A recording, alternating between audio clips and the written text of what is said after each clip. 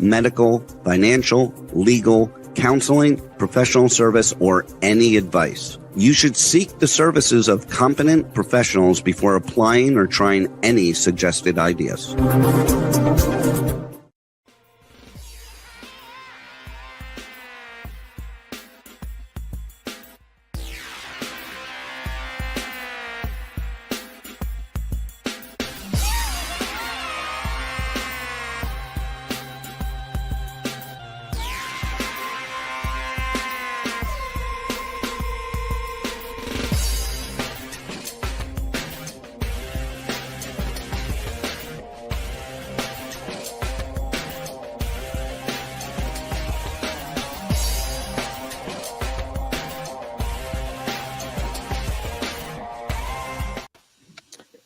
Hey there, it's Brian Sebastian, movie reviews and more. And if it's Tuesday, first of all, you never know if you're going to have good internet. You never know what's going to be happening, especially during a retrograde. For those of us that believe in communication and computer problems, it does happen and it does exist.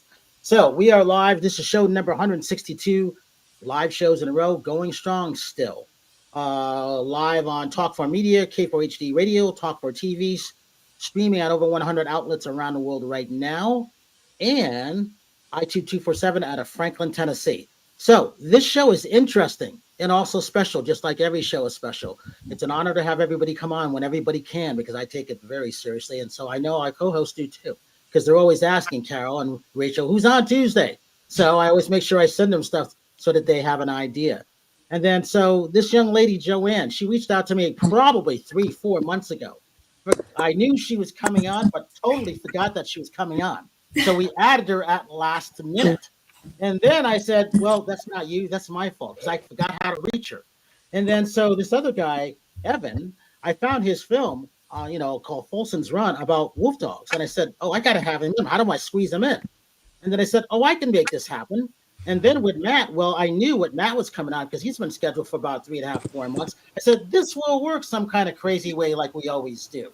So it's about dogs. It's about children. It's about some of it may be about cooking. Some of it may be about neuro coaching, this interior designing and art, a little bit about fitness, but it all works. And that's the more movie reviews and more. So, Evan, I want to start with you. He's a director. He's the owner at that Blind View Productions. He creates and captivates great content for TV, film, and other brands. But I really liked Folson's Run. And we're going to show a trailer of this in a little bit. I can't wait to talk to him because I found him at Dances with Wolves, Los Angeles.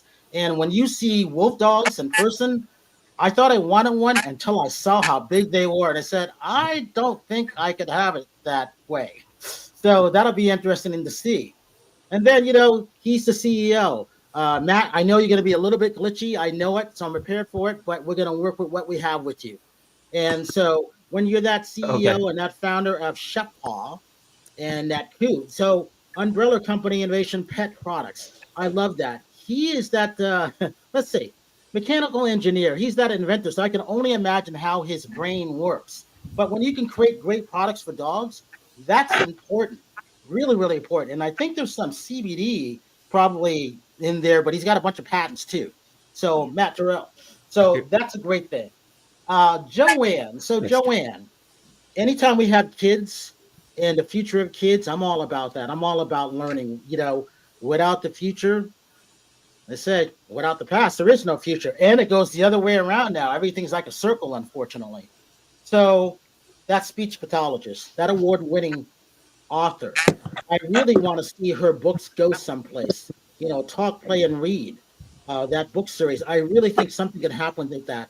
But when you want to help those kids, from birth, on their language and literary skills, I think that's really, really important. Joanne, I got to start with you because that's really important. Talk about what you do and why kids of today are important. And when I think of this, I think of Cooper, Rachel's son. Talk about that, Joanne. All right. Well, thank you so much for having me here. I'm really honored. So thank you so much. It's nice to meet everybody. So let's see, I'm a speech language pathologist, advocate for early literacy and language, educational facilitator.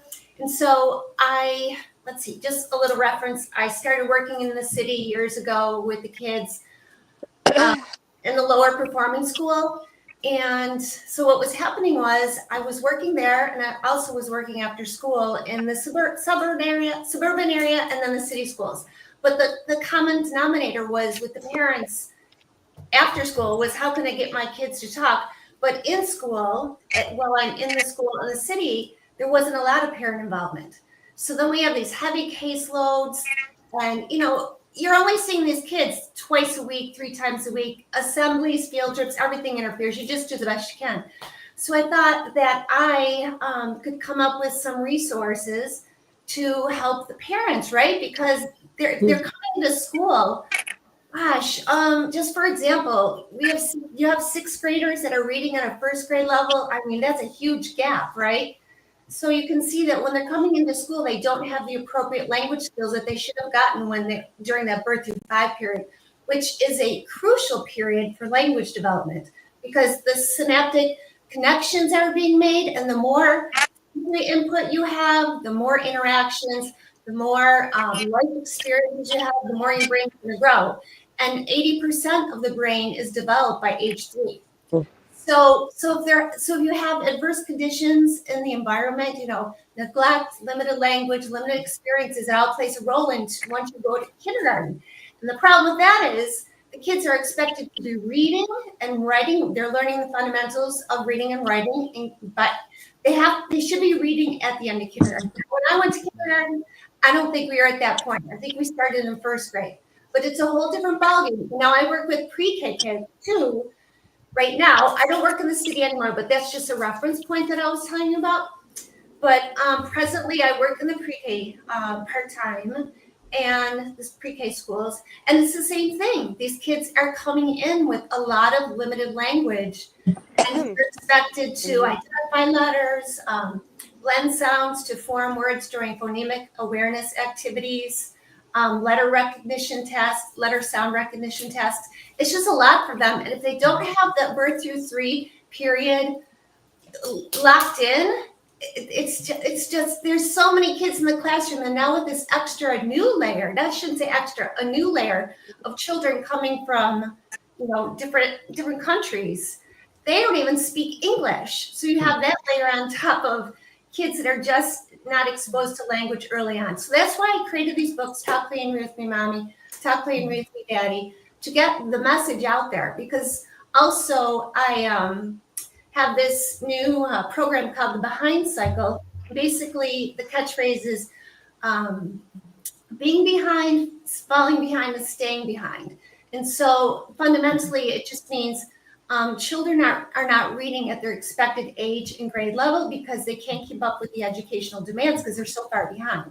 So we want to reverse the cycle and get them reading, and we want them to achieve that academic success. Because you know what? Do I have another minute? Go ahead.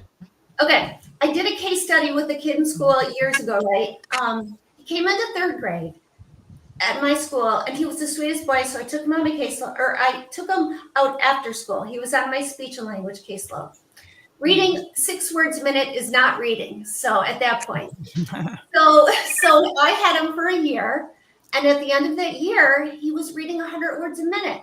All I did was go out and buy this book, How to Teach Your Child How to Read in 100 Easy Lessons. And we read and we read and we read. And so kids at the end of 3rd grade are expected to read 114 words per minute. So there you go. And he was, unfortunately, he was, in that poverty situation. But the point is, these kids can read. Somebody needs to read with them and frequently read, especially when they're, learning at a slower rate. So, and I have another story, but it's the same scenario. It was ENL student, same thing. He came in with 0 English. And the first word, well, how do we say it? JoJo, right? I would have him call me Miss JoJo because I wasn't expecting to say Miss Gremlin, right? So he said JoJo, and I said, oh my God, there's a breakthrough here. And then he was so sweet. I took him under my wing and exposed him to the same book, and he was reading, writing. And he was in 6th grade. So I guess the overall moral of the story is that these kids can read. They just need to have somebody read with them often or regularly. But it's a vicious cycle. They get labeled. They don't need to be labeled. They just need somebody to read with them. And so we got to piggyback on Carol on this, followed by Rachel. Carol, tell you are, and then Matt, we're coming to you because I know you got a slight delay. Go ahead, Carol. Yeah, lovely to hear from you, Joanne. I want to just give a shout out to Better Vision for Children and Easy Way Network, and also to Heather Mariana, because I am trying out some of her amazing beauty kitchen stuff. It's so awesome. Okay, I'm Carol Register. I am the creator of the Neuro Wealth Method. What does that mean? I take female leaders from 6 figures to 7 figures. My program has just relaunched. There's a few openings left. 90% of my current clients have had increase in income within the first 30 days. So if you're looking to grow your wealth, jump in with me. It's private invite programs. So reach out and contact me. Rachel. Yes. Tell them who you are. I'm I'm in Houston, Texas. I don't know. It's hard to, right? You're always saying I'm a chef. Now you got me wanting to say it. When I started with Brian years ago, that's what we called me, was a chef, because I had a cooking show. But I like to say that I'm more into acting, or, whatever. I have a morning show called Coffee Talk, and you can find that on social media, and it's a lot of fun. I do modeling and promos and, podcasts, and have a lot of fun with, social media. So she's actually kicking out. She's just afraid to admit it. She's in a mellow mood today. Hey, Howard Wiggins, tell them who you are, followed by Terri, then Matt will go into you. I'm Howard Wiggins, interior design. Like it says, I'm one of the top 35 world interior designers. I've got my own look called Stacked and Layered. I'll be moving to Chattanooga pretty soon, and I'm going to open up a business there. So stay tuned for that. That's pretty much it. Terri. Hi, everyone. I'm Terri Marie. I'm here in Southern California. I've been with Brian since 2014. I started with him when I started competing in fitness competitions. So fitness is my life and my lifestyle. I've been acting since I've been a little kid. I've been in movies, I've done commercials, I've modeled, I've done everything. That's why they call me nonstop. I have a day job where I work in the field of orthopedics with I'm a rat, but I work with patients as well. Actually, I have to get off early tonight because I have to do an in-service at a hospital tonight for the emergency department. So that's why I'm in this outfit. But I'm really excited for things to come. I've had a journey last couple of years. So my mom with dementia, so it's taken a lot of my time. She passed away in January, which I'm very sad about, but it's opening up a whole new chapter of my life, which Brian knows, and Brian's been there with me. So I have a lot of projects that are going to be finally coming to fruition, if that makes any sense. But I'm just, glad to be here. One of the main things I do for Brian, though, is I do the red carpet hosting, which I love Heather's products as well, because I've been using her products since I've been doing her gifting suites. I have a ton of her stuff. Her stuff is amazing. It's amazing skincare, amazing makeup. So that's me. So, but again, I'm going to have to be going off a little bit early today.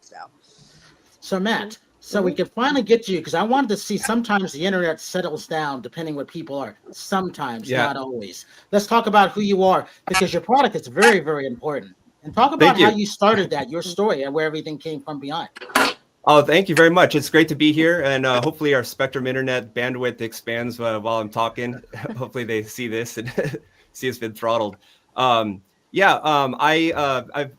formed Innovet Pet Products 20 years ago, and have just been made pet products and making solutions for my own dogs when there was nothing out there good enough for them in terms of the unique problems that they were having. I've let necessity be the guide all along. And then about 4 years ago, I really pivoted into dog food. And it's basically a lifelong quest to find the best dog food for my own dogs, but I didn't really have I didn't really have a specific way to innovate with it with dog food until I realized the possibilities with ChefPaw about 4 years ago. And it took me forever to get away from kibble and you know, all the marketing that's behind that. But then, you know, and I went to fresh food, and then I wound up spending over $1,000 a month on just a bulldog and a Labrador for fresh food. Jeez. And then the bulldog developed allergies, and he needed to have like custom diets of fresh food. And so I looked for all, there are a lot of companies out there that say they can do fresh custom diets, but to do that, to realistically do that and to do it affordably was not possible at all. And then at the same time, one of my best friends is the smartest person I've ever met, named Derek Barge. He told me that he called me and said he had a great idea for taking our Innovet Pet Products company and getting into pet food.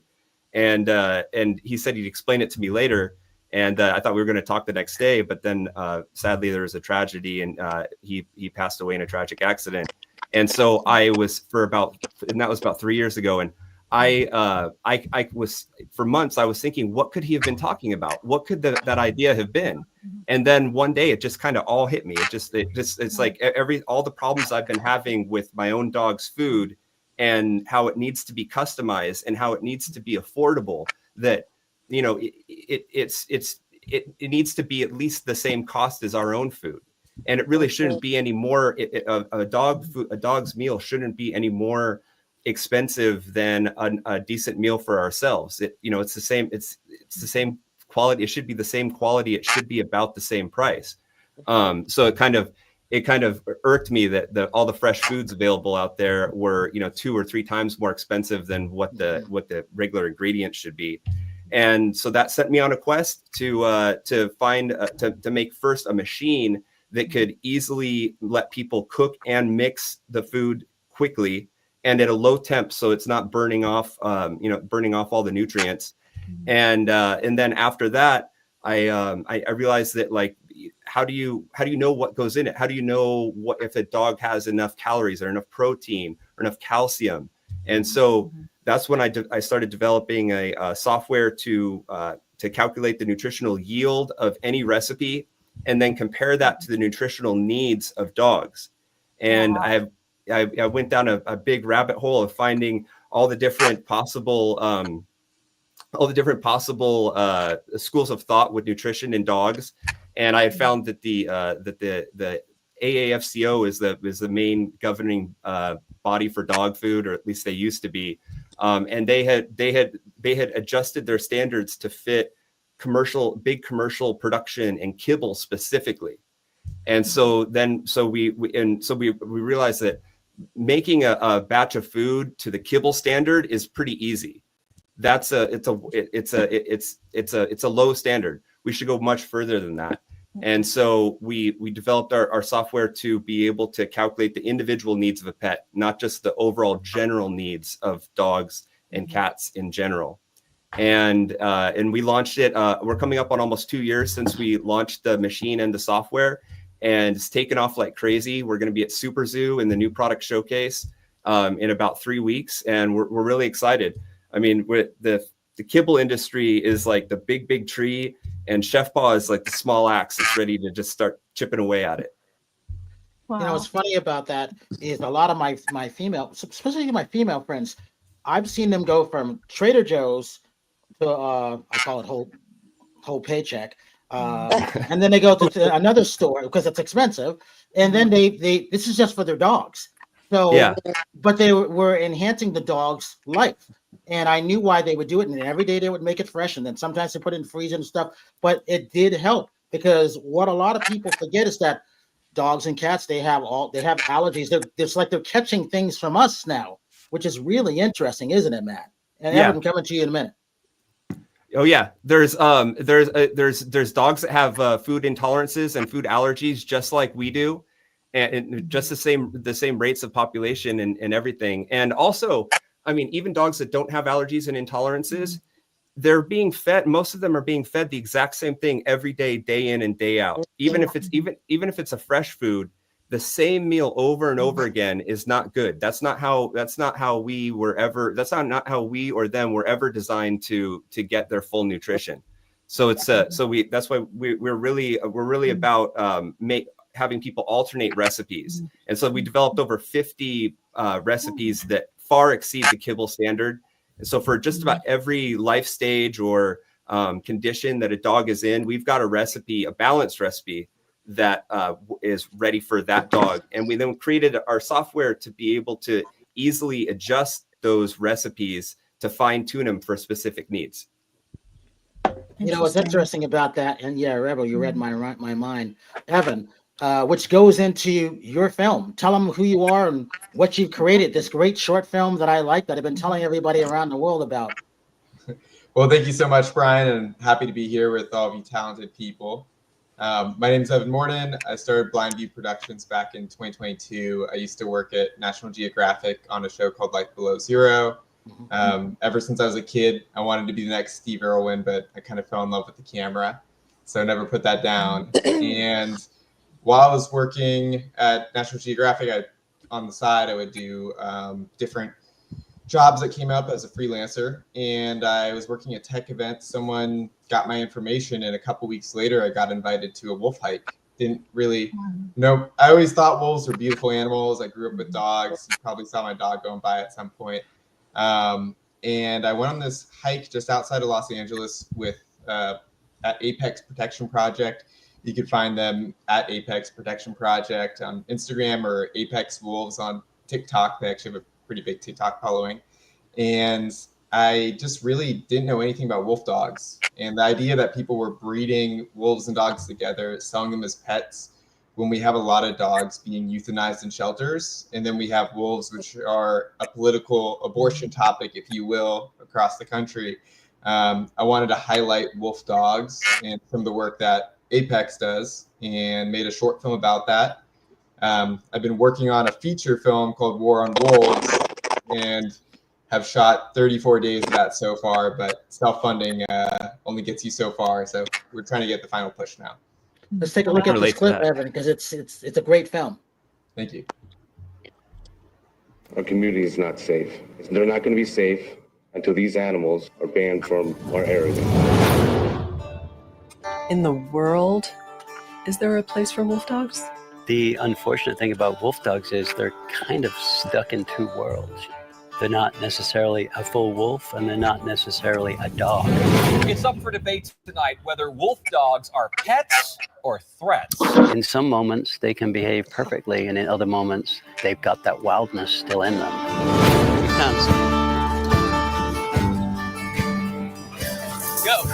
Go. Ah, shit. If we're going to play God, that's probably not a good thing.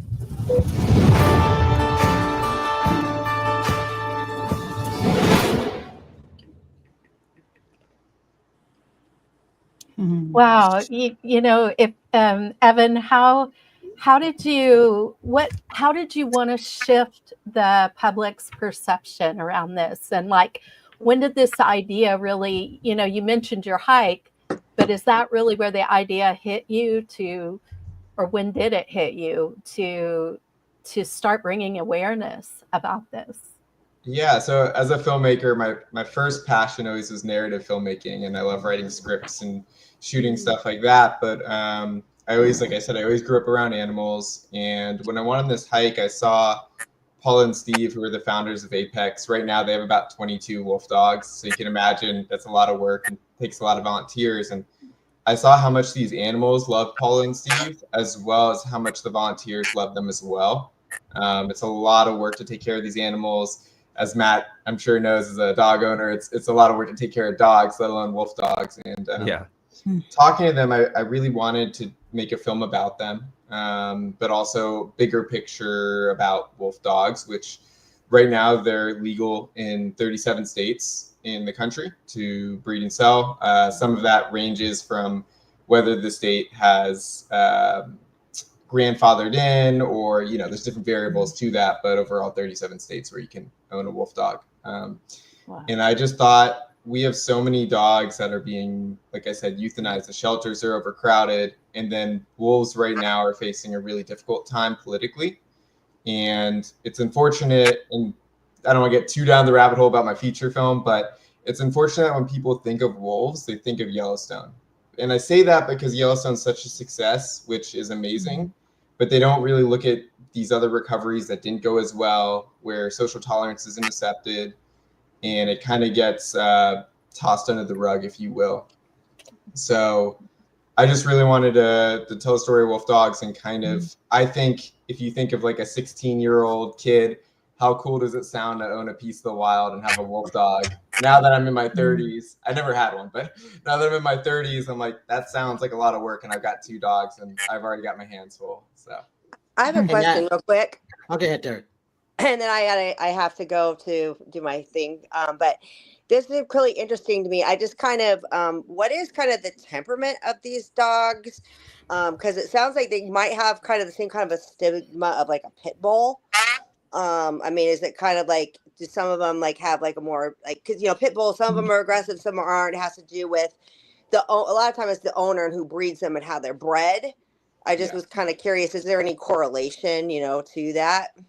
So I won't get too into like the pit bull direct correlation, but when it comes to wolf dogs, they range in content. So there's low content, mid content, high content, depending what percentage of wolf they are. Because what they usually do is they breed a wolf and a dog, and then they start breeding wolf dogs together. So then the percentage varies. And when you mix a wild animal and a domestic animal, just because it's a certain percentage, you don't know which percentage that is of what traits, right? So from a psychological standpoint, you might have a low content wolf dog that acts more wolfy than a mid content or high content. So it kind of is a little bit unpredictable. And I think a lot of times people bite off more than they can chew. You get an animal, and as a puppy, it might be kind of easy. And if you've seen, I don't want to compare this to Chimp Crazy, but definitely not. But if you've seen Chimp Crazy, it's like at a certain point when an animal gets older, it starts to mature, and you start seeing behaviors that are harder to control or domesticate. Because if you end up trying to buy a domestic pet that's part wild and doesn't act like a normal dog, it's hard to put those expectations on something that's doesn't have that same DNA makeup. I have one more question though about this, because it just fascinates me. As far as the dog, is there another, what breed, is there a breed that they are usually bred with, or is it just random, or how? Yeah, so actually wolf dogs started in the 1700s in England. The first time it's recorded with a Pomeranian. The Pomeranian used to be a larger dog that was used for sled dogs and working dogs. They ended up breeding them down because one of the queens back then wanted to make them smaller dogs. But point being is people thought they would make good guard dogs or good working dogs. But the thing is, wolves are very shy and afraid of people. You can imagine we're talking thousands of years of seeing humans hunt, and not all of them became dogs. So they ended up not being good work dogs because they were so afraid. A lot of the times when I've gone in to film wolves and places I've been around the country, as well as wolf dogs, a lot of times they would hide in the corner, and they're very afraid. Wow. So what Apex does, and Paul and Steve do, is one, they get calls all the time because people are either going to get them euthanized, or they don't know what to do with them and trying to find a new home. And as you can imagine, it's incredibly difficult to find a home for a wolf dog, let alone a regular dog, right? But a wolf dog, you need a lot of space. You need kind of like a ranch. You need someone that has endless time to train them and work with them, which, I don't know anyone off the top of my head that has that. So, Evan, Matt, I'm going to come to you in a minute because I got to pick your inventor brain. Yeah.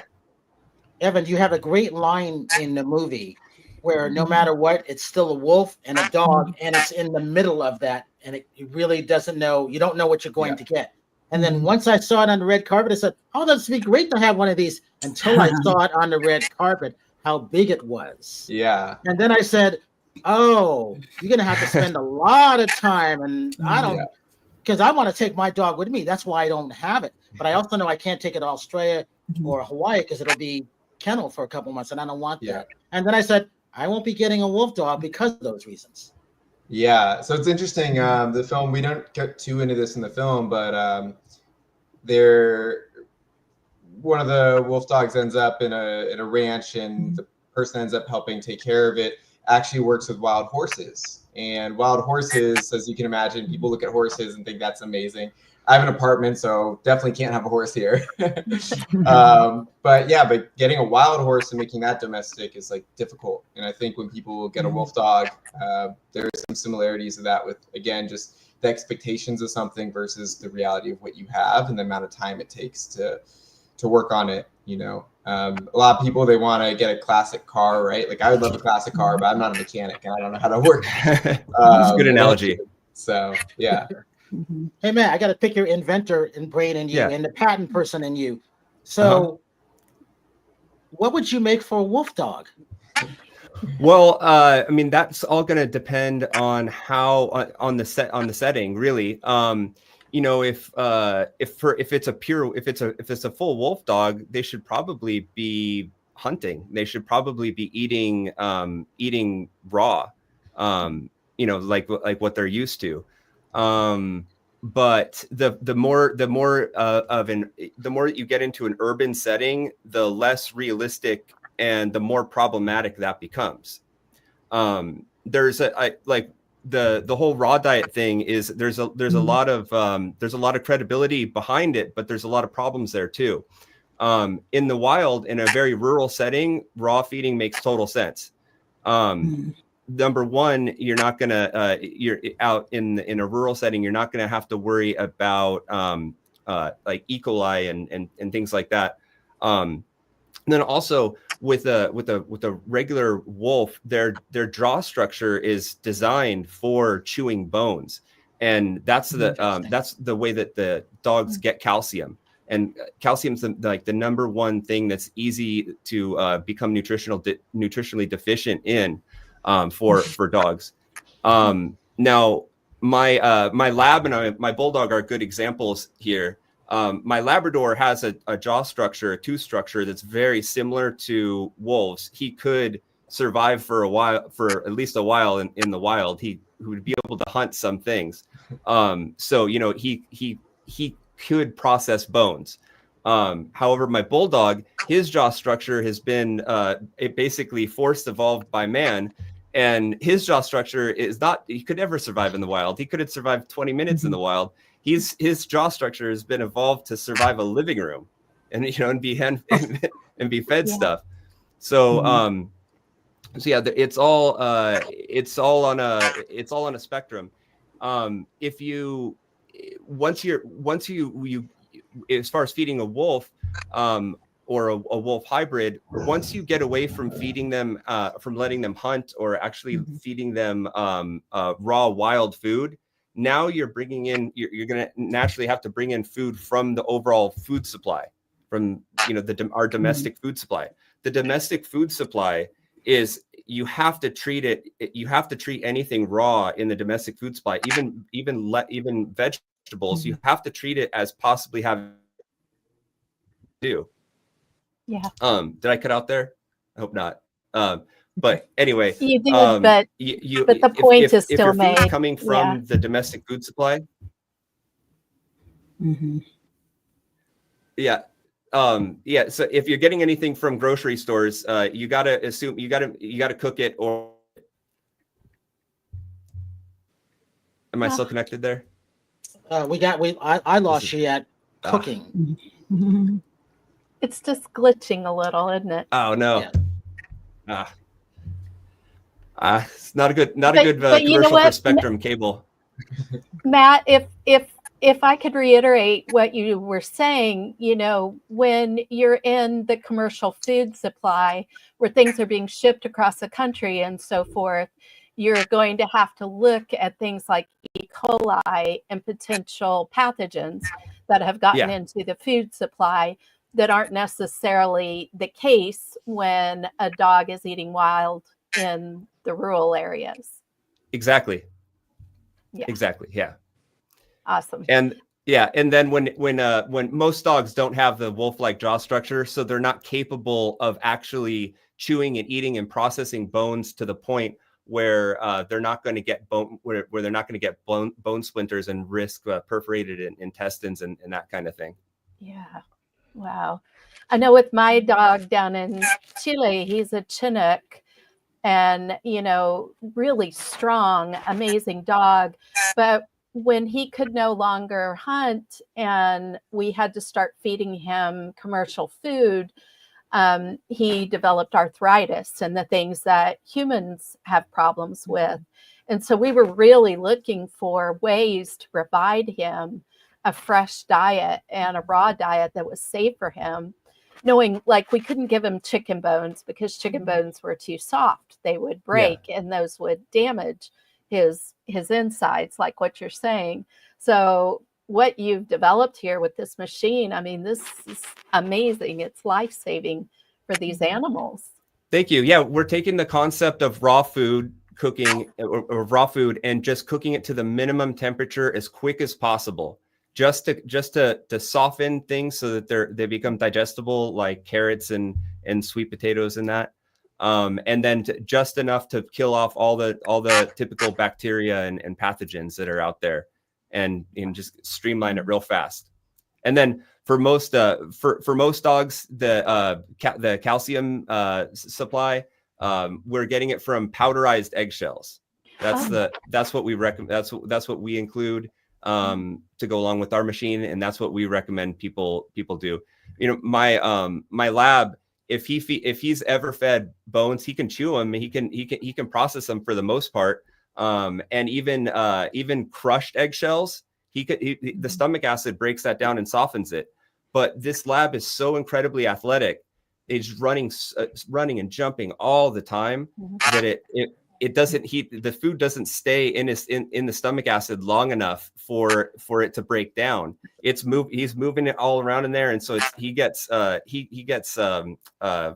cuts, in his stomach. He gets like a little bit of blood in his stool if it's not fully powderized. And so that's kind of something where it's different than the needs of really super athletic modern dogs might be different than a wolf in the wild, because I doubt that a wolf in a wild is stimulated with things all day long, with activities and things like that all day long. So I think it's possible that there's some dogs like my lab whose calorie needs are much higher than what his wolf ancestors would have had in the wild. It's interesting about that. Speaking of wild things, children, Joanne, I was thinking, I was talking to a couple people today, because one of the things why I'm in North Carolina is I'm helping take care of 2 kids that are not mine, but I am reading to them, and I am taking them out, and I am telling them about how to pet a dog and cats, not like brushing real hard and letting them come up to you and let them check you out, not the other way around. You talk about fast play and read, but you also talk about teaching them from childbirth. How is important, because I always tell people, and I've told Rachel and Carol this, not everybody should be a mother, not everybody should have kids and be married, because they can't take care of themselves sometimes, and they don't know how to do that with others. So when other people come in and take care of these people, what say you about going back to the basics? Because we need stuff. I'm reading about my friends who work for NPR and PBS, and they're losing their jobs. And this is where a lot of us learn from Sesame Street and Electric Company. For all those that are a little bit older, that's where you learn these things. Yes. It is.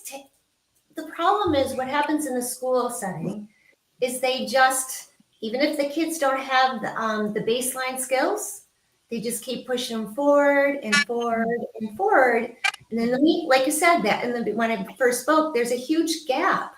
So I don't really understand that psychology, but it's because you're just setting them up for failure. They don't. If you can't add, like, let's say you just can't do a 5 + 5 equation, right? You're not going to be able to do triple digit if you can't do the simple one, right? I don't know where this logic is with the district, in the sense that it's called social promotion. And so what happens is a lot of the kids, unfortunately, by 3rd grade is a key point, a key predictor of a child's future success. So what happens, from my experience, a lot of kids get labeled at that point, that they're learning disabled, or they're ADHD, or other health impaired, these labels. because they're not keeping up in the classroom. And then another factor is the fact that if they're not able to keep up in the classroom, they get very frustrated. Then they're acting out behaviors, and it's a whole, they disrupt home and school life. It's a whole vicious cycle. So to catch them between this birth and 5 period, and I'm not saying that you have to be with this child and, read it like an encyclopedia every day, right? You just have to expose them to fun activities so they know the vocabulary, so they can communicate with their friends about, I'm doing an ocean theme with the kids this summer. And the mom I saw today, she said, wow, you have so many fun supplies. She said she had a previous therapist who brought her son in his office, his therapy room. And all he did was talk about the furniture in the room. I said, what? That is weird to me. So I have themes right now. I'm doing an ocean theme. I have, as many animals as I can have. It's all about the visuals, talking about them. Role playing is so much fun. That's why I love Hemp, because it's also stimulating for me. So I want to channel my energy in a fun way and be a mirror to them. So that's what it's just, I could be in an empty box and come up with something, right? You just pretend, oh, I see that, and they're going to start looking for it, right? So so it's just tapping into children's imagination and making learning fun and educational at the same time. It's interesting, Joanne, because several years ago, like many years ago, I did brain development research, and it was the kids that went on to have the highest IQs and were members of Mensa, which is a high IQ society, were the ones that had the most imaginary play when they were young. So I really love what you're saying about the visuals, the interaction, the role play.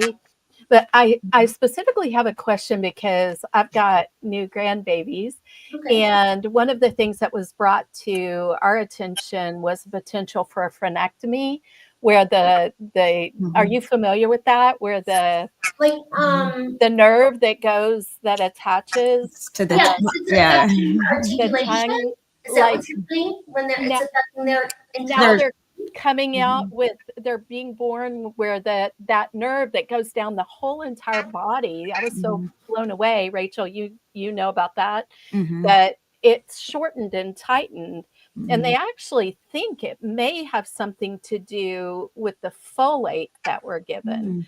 But anyway, they're starting to see this. And so babies now are being recommended to have it clipped in order to be able to latch properly and to be able to have appropriate language development. So my niece had the same thing with her little boy. They snipped the frenulum so he could latch onto the baby bottle. Yeah. So I mean, I'm not exposed to little babies. So, but I usually work with the kids starting like 18 months and going forward. But she did tell me about that experience. But the we have a frenulum below your tongue. And I know the kids sometimes get that snip because their tongue tightness affects their articulation. But I did some research on it, and it said that sometimes that snipping will work and sometimes it doesn't. So sometimes you're better off just waiting till, they grow a little older to see how their, speaking skills sound. But I wondered how that affects their language development, if that's undiagnosed or not caught. And then here they are entering school and they've got this issue. So right. Yeah. So I wish I could elaborate. I don't have a lot about the baby. So Cooper went through that, and I didn't get it clipped, but they suggested, and sure enough, he does have a few, or he struggled, but now he's going into 4th grade, and it's funny how, just like you said, around 3rd grade they start to work these things out with everything, and it's kind of resolving itself. Hey, we got a couple minutes left. Hey, Howard, you used to deal with a lot of kids. I'm not sure if you're still in contact with them, but it was interesting and fascinating what you used to talk about on their social skills. Yeah. Well, I worked with mentally challenged kids, so it's a little different. I mean, I had one boy that was a teenage boy, and he couldn't even say daddy. I mean, he learned my name, and then when his father came to see him, I said Howard, and he said his name, and then his dad did that, and he didn't say dad, and that kind of upset me that he could say my name, but he couldn't say dad, because the very first words that any child says is mom or dad. So it was kind of touching. Hey, we got a couple minutes left. Hey, Evan, talk about this. When the dogs were on the red carpet, the Wolfdogs, Yes. I had some pictures of them. Were they scared of people being with the lights on that? Because the trainers took them away, and I didn't know why they did that. Can you explain that to me? Because for the people that were there. So I think there's a fine line between bringing like awareness and overexposing or overstimulating the animals. And the animals that they brought, like I said, they have 22 wolves/wolfdogs, and out of those 22, they have 2 of them that are ambassadors that they bring with them to schools for educational purposes, to different seminars. So the ones that they brought were the ambassadors that are used to being around people. They're used to being on stage with lights and microphones and all of that. With that said, a red carpet is a little bit different. So we brought them onto the carpet for the pictures, but we did not want them to be going down the line of Q&As and, because similarly, like we were talking about and kind of talking about tying in what Joanne and Carol were talking about as well, it's you talk about kids, and kids learn language and they learn how to communicate, right? With dogs, they're not able to tell you, the dog can't tell Matt, hey, my stomach hurts, I don't like this food. You have to look for the reactions of like a rash, or they stop eating the food, or in their stool, or whatever the case is. So I think really reading their behavior from a visual standpoint. And the reason why I asked that, because I was, sometimes people are really stupid on red carpets. I could just see someone being dumb, reaching over there wanting to pet it, and that wolf dog going, crowd. No. It didn't happen, but these people are weird sometimes. People, it was definitely my first Brad Pitt moment of going on a carpet and being swarmed by paparazzi. But I will say I filmed a lot of stuff that didn't make the movie. And a lot of the stuff I did film is they have a kids program where kids went to go be with the wolf dogs. They were helping clean the cages. They went on the hike with the wolf dogs. So like, they are around a lot of people, and you kind of treat them like cats, if you will. So when you're in the enclosure with them or going on the hike, you don't like go up and start rubbing their faces like a dog.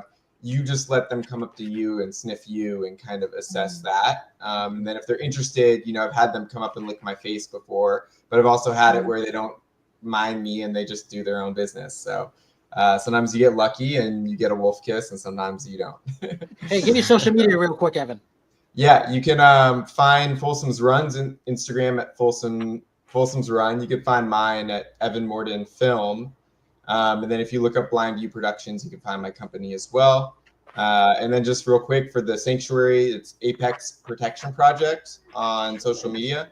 On TikTok, it's Apex Wolves. So for the young folks out there, you can find that. So I just want to say, Evan, I have a little boutique hotel down in southern Chile. We run retreats, but we've featured Audubon Society, Nat Photo, National Geographic. So that, you being a part of National Geographic, if you ever want to come down and visit Patagonia, just get in contact. And I would love for you guys to reach out on, I'm an oldie, but I'm on all the socials. So you can reach out. No, I'd love to connect with you. I haven't been to Patagonia before, so it's on my list of places to go. So we could get each other's info after this. Awesome. Joanne? And for all of you. Yeah. So are you looking for my socials? Yes. Okay, so at JoJo G1020 for Instagram. Talk, Play, and Read with Me Mommy, Facebook. My website, talkplayandread.com. And I think that's about all. I don't know LinkedIn by heart, but is that? And how can they get your book, which is most important? Yeah. Okay, so there's 2 things. My books are available at Amazon.com. And then also I have a Patreon page, which was set up for donations. So then if people donate, then I can send some books out to families. So that, I guess it's Joanne Gramlich, Patreon, Joanne Gramlich, something like that. Or you know what? I got it. It's Talk, Play, and Read. There you go. So Yeah, so it's a great way to get these resources out to the community. So thank you. Rachel? Rachel Roberts Recipes on IG and Facebook is Rachel Ann Roberts. I have coffee talk in the morning. And Matt, you get the last word on ChefPaw. Yeah, our Instagram is @official ChefPaw, and all the information really for ChefPaw is at chefpaw.com, or you can Google dog food maker. We're all across page 1 on there, and our app is available. Our nutrition app is available for free on chefpaw.com. If you click on the nutrition app, you can sign up for a free account and get all the information you want on dog nutrition. We don't even have to have one of our machines to use it. Oh, I like that. Yeah. And 3 movies just for anybody who might be watching. Let's see. One is Ballad with Maggie Q on Prime Video or AMC, because Prime owns AMC now. Think of James Bond. Very good 10-part series, which is streaming now. A new one just came out, which is excellent. And I had been thinking about Ed Sullivan. So if you think of any variety show, Ed Sullivan is the granddaddy of them all. So everybody debuted on the show. The Beatles, Elvis, the Supremes, anybody from Motown. It's called The Untold Story of Ed Sullivan, Sunday's Best. When you can get 125 million watching on a Sunday night, unheard of numbers, but your average was between 35 and 50 million on a Sunday night, those numbers, they can't be duplicated. So that's that. And then let's see the last one. Oh, go to your theaters and see F1 in IMAX. The Brad Pitt film on F1 racing is really, really good. So everybody, thank you for coming. It's never easy to make these things work on things. Carol, you want to say something? Yeah. Speak of your numbers, Brian, looking at over 800 million views now. Is that right? And counting. And growing. Yeah. And 40 million plus on iTube 247 out of Franklin, Tennessee. And as I always say to everybody, thank you. Have a good night tonight. A better day tomorrow. You see someone without a smile, please give them one of yours, because everybody needs it. Chime into Coffee Talk. Look to see what Evan's doing. Buy Matt's products. Buy Joanne's books. And go see Terrill in the Andes. All right. We will see you next week.